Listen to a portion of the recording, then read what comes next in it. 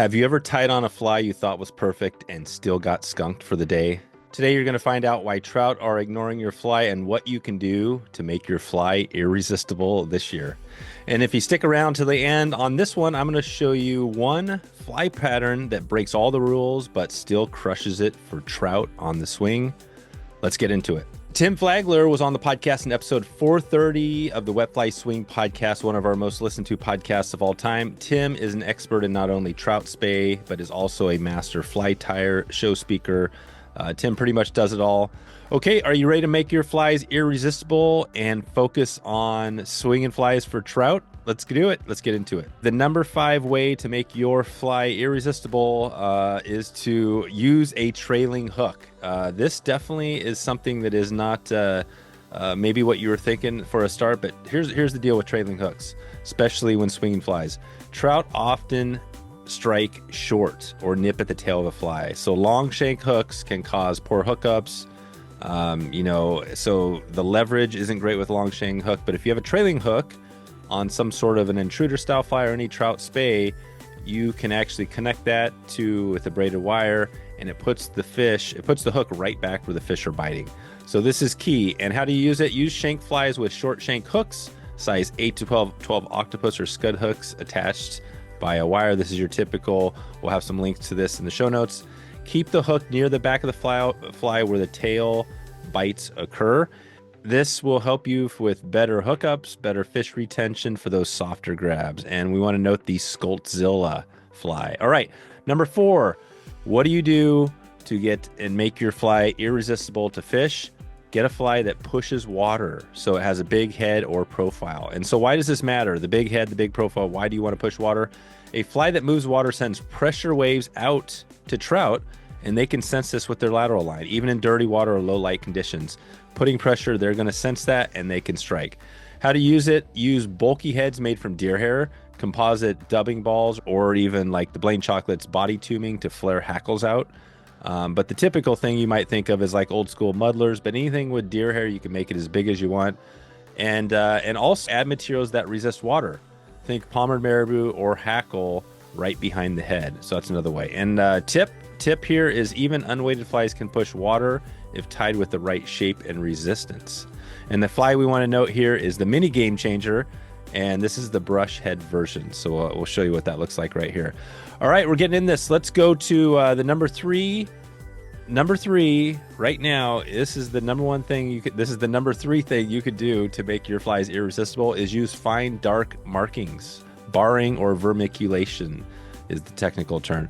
So why does this matter? Most natural food items, bait fish, sculpins, aquatic insects have subtle contrast patterns. This is the counter coloration, right? This is to keep predators from eating them. Barring mimics the camouflage and visual cues trout cue on. So they're going to be looking for these barrings. So how do you use it? Add barred rubber legs or grizzly hackle is a good way. Use materials like turkey, barred rabbit strips, dyed pheasant tail. And if you combine natural and synthetic materials, this creates a lifelike contrast. So one quick bonus reminder, this speaks to trout resonating and recognizing something real and edible, not just flashy. So flashy and fishy, flash is good, but also fishy is good. So the fly we want to highlight here is the soft hackle pheasant tail, the swing version. So these are all some of Tim Flagler's flies. I want to take a quick break here before we get into the last 2 here and just let you know, if you can, and you're liking this content right now, subscribe, click that bell notification, and leave a comment, and you'll get notified when that next one goes live. And that's the best way to do it. And it also supports this show. And we're trying to we have a goal. We're first trying to get to the 2,000, and then the next goal is going to be what? We're going to go for 10,000. So let's get us to 2 and then 10. Last 2 right here. So number 2, what is the number 2 way to make your fly irresistible? And of course, it's to add movement. So movement, you don't want just a stiff, hard, rigid thing out there. Here's why movement matters. In the current, the right materials pulse, they wiggle, they undulate, giving the fly that lifelike movement. Still flies are less enticing, right? So they need that movement. We're trying to create living creatures. So how do you use it? Choose mobile materials like marabou, rabbit strips, ostrich hurl, Soft tackles, all that's good. Tie loosely to allow materials to breathe. So you don't want to like pack everything in necessarily. Tie it loosely so it has room to breathe. And avoid overweighting the fly so materials don't mat down. So avoid overweighting the fly so materials don't mat down. So the secret sauce here is rubber legs add both movement and visibility. Great for overcast or stained water. There's a reason why the rubber legs are so good, just from the girdle bug to everything else. And the fly that we're going to note here of Tim's is Tim Flagler's rubber leg bugger. So check that one out right here. All right, we're already there. The number one biggest thing you can do to your flies to make them irresistible for fish, irresistible to fish, and always is flash. Flash, of course, we all love flash, and maybe in moderation, I'll say flash in moderation is good. But why does it matter? Even the dullest bait fish flash in sun or low light. Subtle glints mimic this natural feature and can trigger reaction strikes, right? So reaction strikes can be triggered.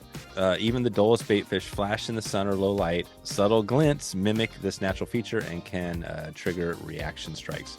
So how to use it? A few strands of flash blue or crystal flash in the wing or tail. And again, a few. It doesn't have to be huge. Pearl dubbing, UV resin heads, and don't overdo it. Less is more. Like I said, think glimmer, not disco ball. Glimmer, not disco ball. So no disco balls in this thing unless you've got some super secret. The pro tip here, match the flash color to the fly's tone. So example here, pearl in olive, bronze, and brown, UV, blue, and dark patterns, right? So you're kind of matching those. And the fly we're going to highlight here is the flashback soft tackle pheasant tail. Again, flashback, one of the best. All right, so that's the 5. That's the 5 right there. We covered it really quickly. Bonus teaser. We're gonna give away the bonus teaser right now. So this is the twist. This is the big one. So what is the biggest thing that goes against common perception? Things that go against and they break everything we talked about. It is foam. Foam is home, but no, foam is not home. Foam is home, but the swung fly foam is what we were talking about here. It breaks every rule we just talked about. No movement, no flash, it doesn't get deep. But if you tie a simple foam-headed bugger or a skater, fish it on a floating line during a hatch or warmer months, boom, it works, especially when trout are chasing, not soaking. So when we're talking about swinging flies for trout, this is a key reminder. And the bonus pattern that we're going to throw out here is the foam back bugger, Flagler inspired swing fly right there, the foam back bugger. And why is this unexpected? It's part woolly bugger, it's part skating muddler, part experiment, and it plays with foam with swung flies. Not something you see every day. Tim's approach always combines practical effectiveness with creative tying, and this fly reflects it. And if you get a chance before we get out here, please subscribe, like, comment, and you'll get a chance to win this week's Pro Wet Fly Swing Pro membership. Also check out episode 430 to listen to the full podcast as Tim goes deep into all this on swung flies. Thanks for checking out the show, and we will talk to you soon.